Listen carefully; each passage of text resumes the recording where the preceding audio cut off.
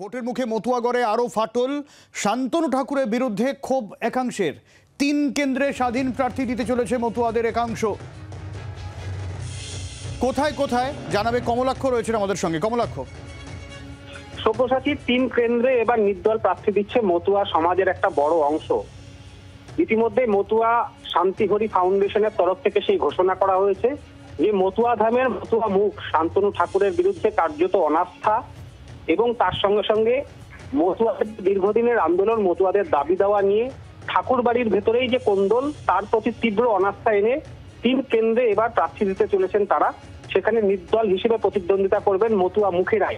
ঠিক এমন ভাবেই আজকে কিন্তু কিছুক্ষণ আগে এই সাংবাদিক বৈঠক এবং সাংবাদিক বৈঠকে ৩ প্রার্থীর নাম তারা ঘোষণা করেছেন। বনগাঁয় প্রার্থী হচ্ছেন সুমিতা পোদ্দার, বারাসাতে প্রার্থী হচ্ছেন সৈফুদ্দিন মণ্ডল এবং কৃষ্ণনগরে প্রার্থী হচ্ছেন সঞ্জীব বিশ্বাস।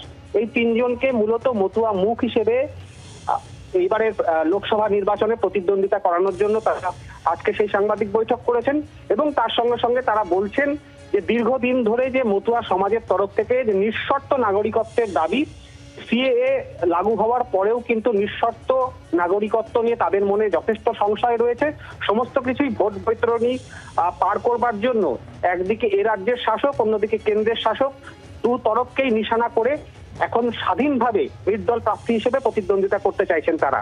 সব্যসাচী, অনেক ধন্যবাদ কমলাক্ষ। বাংলার আওয়াজ, বাঙালির আবেগ, জি 24 ঘন্টা।